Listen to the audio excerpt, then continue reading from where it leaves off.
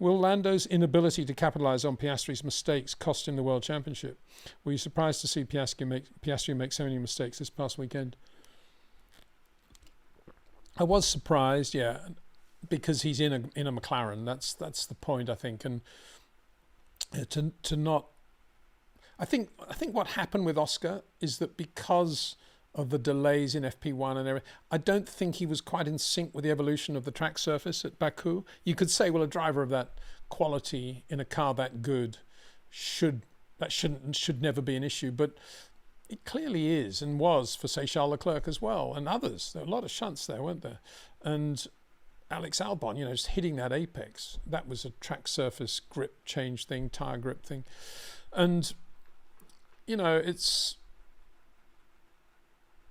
it's about letting a street circuit grip evolve, and it's a bit like your rates of input reacting to the dynamic movement of the car. Your rates of input also are related to the evolution of the racetrack. And I think Oscar was out of sync with that. And he was trying too hard at various moments, obviously, and went off.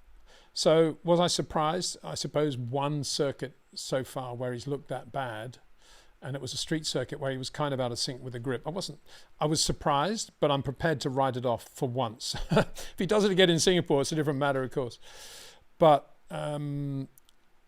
Lando's inability to capitalise, I think, is a more important point, because he had a good race car. There were no mechanical issues, as far as I know, with that McLaren, and he just failed to deliver. He failed to deliver in qualifying. That was the problem, and it was a sort of very wishy-washy last lap. What was he on there? He was out on a used set of softs, which is same set of softs. I mean, it wasn't as if he had to change compound feel. He went from medium in Q2 to new softs on the first run, and then the same set on the last run, and just didn't do anything, did he? And that was the problem. And I suppose that's where you could say, Lando really failed to capitalize. Once he saw Piastri in the wall, if you were anybody, if you were, Kimi at Ferrari at that moment, or Fernando at Ferrari, and it's Massa in the wall, you immediately jump on that and you just go and get the pole, and you just magnify the advantage you've got over your teammate. And Lando never did that. Now, why was that? I'm still, it's easy enough to say that, and that's obviously an implication that his character maybe isn't fiery enough. But I think it's more to do with technique. I think the problem, as I've said all along, the problem with Lando is that the characteristic of Lando is that he is softer with his inputs, by which I mean he does that nice bit with the sofa that Rob Wilson was describing, than Oscar. And Lando's very, very soft and very supple, but he's never ever got his head around shortening the corner and actually making life easier for himself and creating a sweet spot around which he can manage the crosswind and the rain. He's always driving on the edge of, this is as late as I can brake, now I'm going to turn in, now this is the point I can get on the throttle. And if he makes one more small mistake, he sort of backs out of the lap. And I think that's what happened, with all the stuff that was going on, with the track being greasy, the white lines were slippery, the curbs were slippery, all the things that Lando normally can do quite well on a dry track.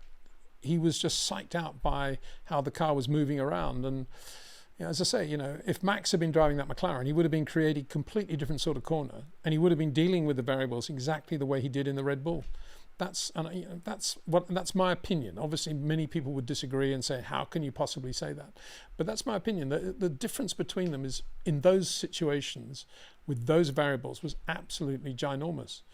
And that's why in a way Oscar got caught out by it, and Lando didn't hit anything, but it was almost as bad because he was just slow. And both of them are wide, turn in, brake late, get on the power soon drivers. Oscar even more spiky than Lando. And in the variables of Baku, that really hurt them. Which brings me back to my original point of, why did McLaren want two similar drivers? Daniel Ricciardo is kind of down the middle of, he's a bit George Russell, I was going to say.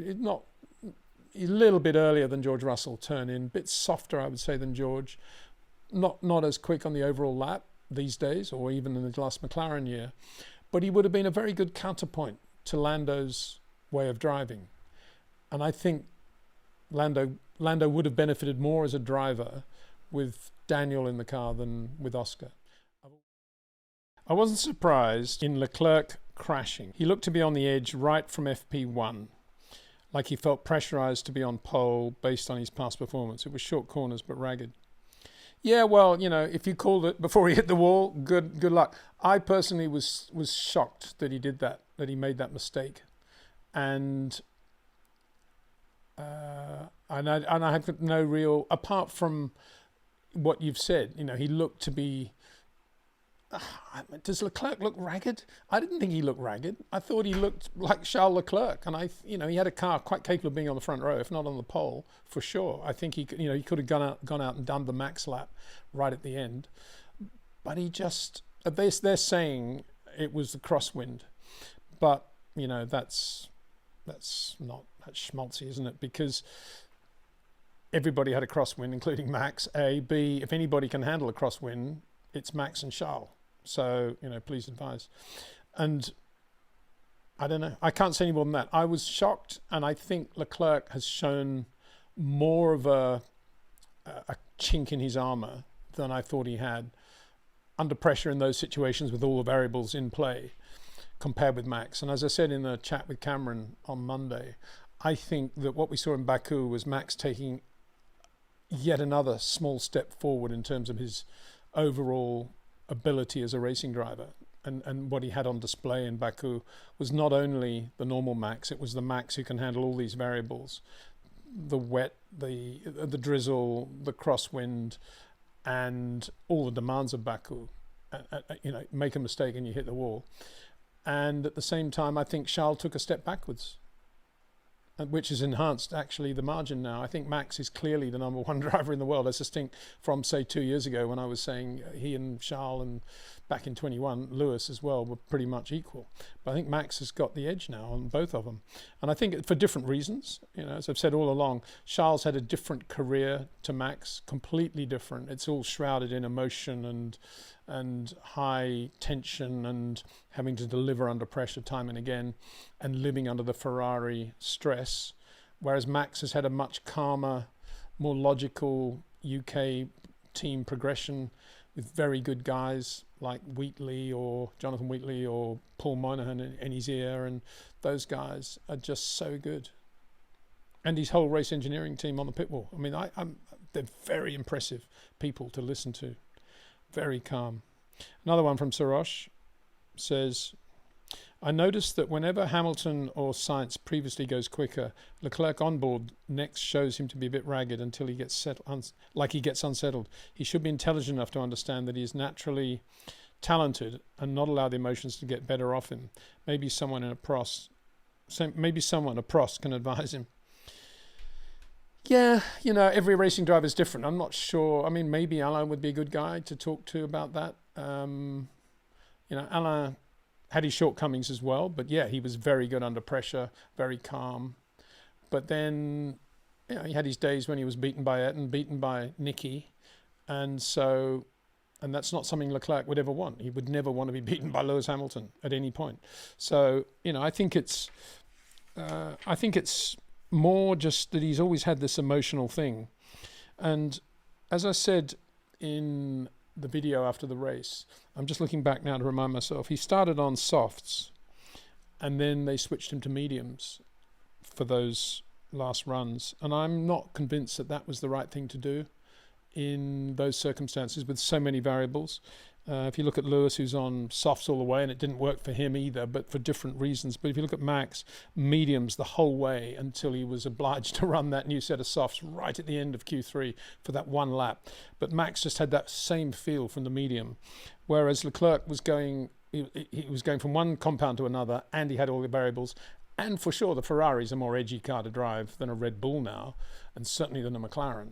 So, yeah, but it was it was an understeery, just going in too quickly, tyres possibly not 100% there. I don't know. It was not pleasant to watch, was it?